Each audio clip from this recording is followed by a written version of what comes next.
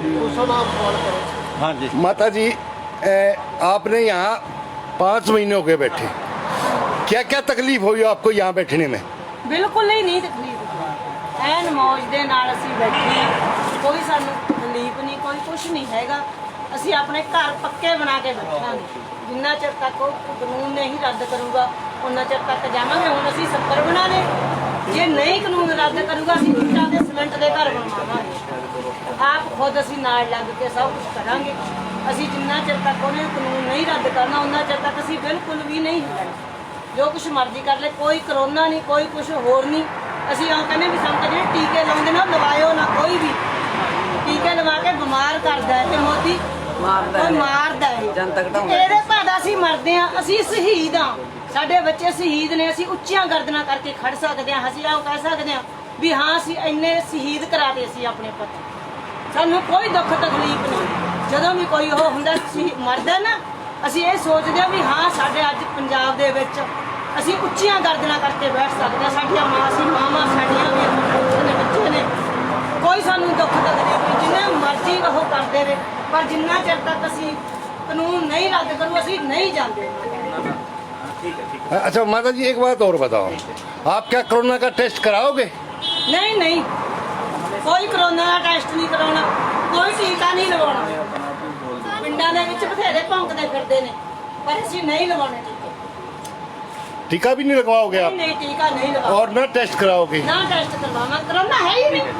दवाई पूरी सरकार तो कह रही है ना कोरोना है।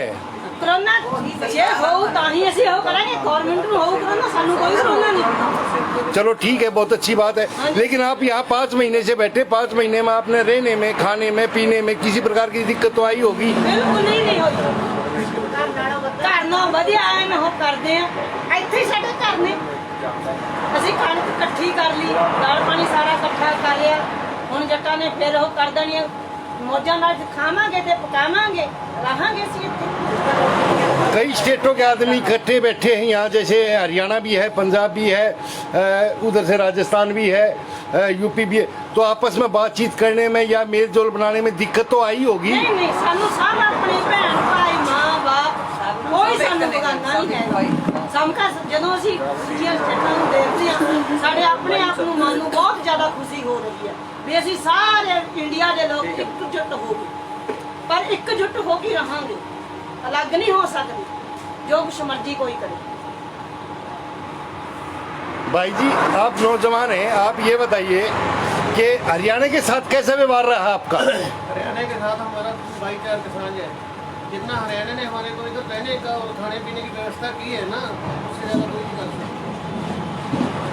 मोदी ने जो सारे स्टेट में हमारे पिछले टाइम की जो लोगों ने भड़का के रखे हैं, ये हरियाणा का ऐसे पंजाब का ऐसे लग किए थे ना, अभी भाईचारा किसान द्वारा मतलब सरकार ने जो आंदोलन स्टार्ट हुआ, जब एक हरियाणा सरकार ने एक हवा छोड़ा था, आपको सभी को पता होगा जितने यहाँ बैठे हैं, SYL का, उसके बारे में क्या विचार हैं आप? SYL का क्या होता है? वो तो इलेक्शन के लिए होता है। इलेक्शन के टाइम इन लोगों को दिखाई देता, पहले क्यों नहीं दिखाई देता भाई? वो तो बॉर्डर खोल दे, हम लोग ऐसे ही बैठ के अपना क्लियर कर लेंगे। तो मतलब इससे भाईचारे वाली कोई दिक्कत खराब नहीं है ना? गवर्नमेंट की जैसी चाल है, वो इलेक्शन के टाइम अपने वोटों के लिए लोग अपना काम करते हैं। अच्छा, हम लोगों में कोई फर्क नहीं है। ना कोविड का भय है, ना और कोई भय है, ना भाईचारे से किसी प्रकार की दिक्कत है, ना खाने की ना पीने की किसी प्रकार की कोई दिक्कत। इधर मोदी और अमित शाह जाते हैं, उधर कोविड किधर जाता है भाई? बड़ी बड़ी 5-5 लाख आदमी की रैली करके उन लोगों का धन्यवाद करते हैं भी आप हमारी रैली में, उस टाइम कोविड किधर होता है? इधर तो फिर अपने सब अपना आदमी सभी अपने मकान बना के बैठे हैं, परिवार के साथ बैठे हैं, किसी को कोई टेंशन नहीं है। और 5 लाख में ये नहीं पता भी किधर किधर से लेके आए हो, उन लोगों का कोविड किधर के। देखिए, आप लाइव देख रहे थे हरियाणा जागृति से और नरोत्तर की आवाज़ से। ये नौजवान भाई और बैठे, एक बार इनसे और बात कर लेते हैं। भाई जी, कोविड के बारे में बताइए। आप मास्क लगा रहे हैं, मैं इसलिए पूछ रहे हैं कोविड की तो माताओं ने भी बता दी, भाई साहब ने बता दी, बाबा ने भी बता दी, कईयों ने बता दिया, पर लेकिन आप मास्क लगा रहे हैं तो क्या वो है? जो हमारा संयुक्त किसान मोर्चा है ना, उनकी तरफ से आदेश है, जो उनका आदेश का पालन करना भी हमारा फर्ज है, ताकि कोई भी सरकार हमारे ऊपर उंगली न उठाए कि आपके जो संयुक्त किसान कमेटी के प्रधान है, जो उन्होंने आपको ये आदेश दिया और आप डिस्टेंसिंग का पालन नहीं कर रहे। तो हम वैसे तो कोरोना है ही नहीं, क्योंकि अब ये कोरोना दिल्ली में हो गया, कहीं और हो गया, गुजरात में हो गया, लेकिन पश्चिम बंगाल में नहीं है। वहाँ 2.5 लाख रैलियों में भीड़ इकट्ठी करते हैं, वहाँ कोरोना कहाँ गया। यहाँ तो सिर्फ बेरोजगारी फैलाने के लिए कर दिया इन्होंने। जैसे कि हरियाणा के कुरुक्षेत्र की मंडी, ये है जो रसीना और पुंडरी, उन्होंने वो लेबरलेस कर दिया, लेकिन वहाँ के 3-3.5 लाख मजदूर बेरोजगार हो गए। उनके लिए खाना ये पहुँचा देगा क्या? आपने 1 साल के लिए खाना हो जाता। आपने सुना होगा खरखोदा मंडी है, खरखोदा अनाज मंडी है, जो अनाज मंडी में से किस गेहूं नहीं उठान हो रहा। रीजन भी मैं बता देता हूँ, आप उस पर पूरा अपना बवाल डालिए कि इधर मोहाना की साइड में अडानी का जो है वो बना हुआ है गोदाम, इन्होंने कहा अभी वहाँ सब बेचिए, तो किसानों ने मना, आड़तियों ने मना कर दिया। इस बारे में आप क्या कहना चाहते हैं? ऐसा है जी, जैसे किसानों ने जो गेहूं शुरू में डाल दिया मंडियों में, और किसान सोचा था कि आड़तियों के थ्रू ही अपना फसल बिके, लेकिन सरकार उसके खिलाफ थी। जो किसानों ने गेहूं डाल दिया मंडी में, वो इसी करके नहीं खाया वहाँ से कि यहाँ पे जाम लग जाए, यहाँ और फसल ना आ पाए, बाकी मजबूर होकर किसान गोदामों में फसल ले जा सके। यही एक रीजन रहा है। भाई साहब, आपका क्या कहना है मंडियों से जो ना उठान नहीं हो रहा है उसके बारे में? ये सरकार बिल्कुल किसानों के साथ नाइंसाफी कर रही है। सारा जो हमारी लेबर थी वो कोरोना का डर से घर बिठा दिया, 7 बजे लगता टाइम दे दिया, जिससे मंडियों में उठान नहीं हो रहा। किस कारण से उठान नहीं हो रहा है? एक तो ये जो लेबर है उसको सही ढंग से काम नहीं करने दे रहे, उसको समय से पहले घर भेज देते हैं। इस कारण मंडियों में उठान नहीं हो रहा, लेबर की बहुत बड़ी कमी हो रही है। सरदार जी, आप भी यंग हैं, आप बताइए, आपके पंजाब में कनक गई है मंडी में, क्या उसका ठीक तरह से उठान हुआ या नहीं हुआ? ये बहुत ज़्यादा दिक्कत आ रही वहाँ पर। पहले तो कणकों की कटाई बारिशों के नाल लेट हो गई, उस तो बाद जो कटाई हुई उस तो बाद उनका कोई मंडीकरण वगैरह नहीं होएगा, क्योंकि उसका बारदाना पहला ही खत्म हो गया था। बारदाने आया, बारदाने की बहुत ज़्यादा दिक्कत आई। कणक लिफ्टिंग तो बहुत ज़्यादा यानी कि दिक्कत आ रही है, दिक्कत ये हो रही। क्या आपका गेहूं MSP पे बिका? नहीं, गेहूँ तो चलो MSP पर बिका ही है, इस बार तो बिका ही है। हाँ। अगली बार तो पता नहीं क्या होगा, है ना। एक बार तो बिका है, तो उसके बाद नहीं मालूम क्या होगा। अच्छा, अभी इस बारे में कोई वो नहीं है आगे क्या होना है? हाँ, आगे कुछ नहीं पता क्या करेगी।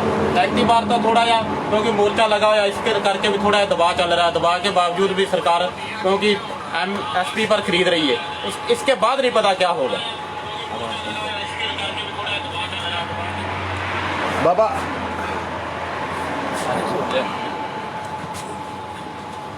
इस बार भी ये देखो MSP पे बिक रहा है, रजिस्ट्रेशन करवाते हैं, मेरा फसल मेरा ब्यूरो करवाते हैं, उसके बीच में एक ऑप्शन आता है कि आप अपनी जो पेमेंट अदायगी है वो आड़ती के थ्रू लेना चाहोगे कि सीधी लेना चाहोगे। तो जैसे मैंने जो करवाया, अपना करवाया, मैं अपना खुद का एक्सपीरियंस बताता हूँ कि आड़ती के थ्रू लेना चाहता हूँ, लेकिन वो भी अब की सीधी पेमेंटें आ रही हैं।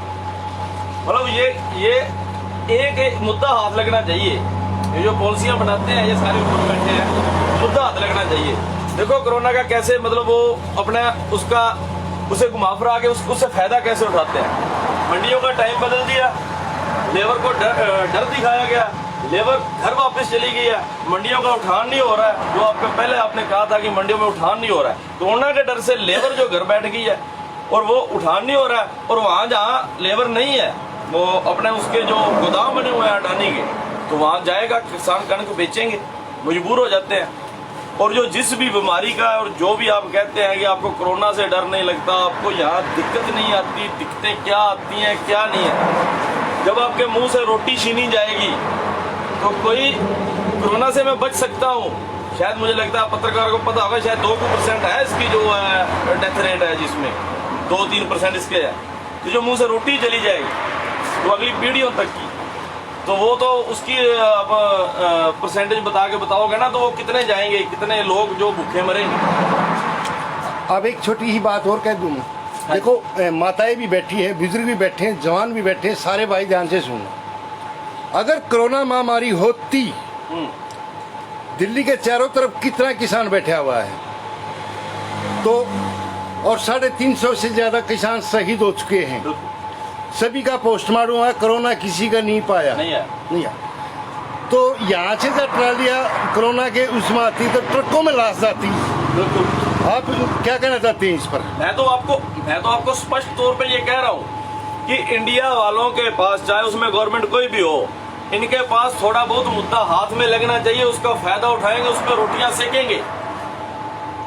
ये तो इनको शर्म नहीं आती कि हमारे हॉस्पिटलों में ऑक्सीजन नहीं है, तो अगर एक और बीजेपी के जो नेता है वो ऑक्सीजन की गाड़ी पे गुब्बारे लगा के उस पर अपनी रोटियां सेक रहे हैं, आपने सभी ने देखा। इनके पास मुद्दा होना चाहिए, ये मतलब किस चीज से हम मतलब अपनी रोटी सेकेंगे। इनको किसी से लाश का नहीं, इसको मतलब इनको किसी के भूख का नहीं, मतलब किसी के पेट का नहीं, मतलब किसी का कुछ नहीं, ये नहीं पता इनको भी किस तरीके से यहाँ से जो दिल्ली से आपने अभी ट्रेनों और बसों के ऊपर भर भर के, और वो सारे के सारे जो प्रवासी मजदूर गए हैं, हुआ क्या उनको कोरोना?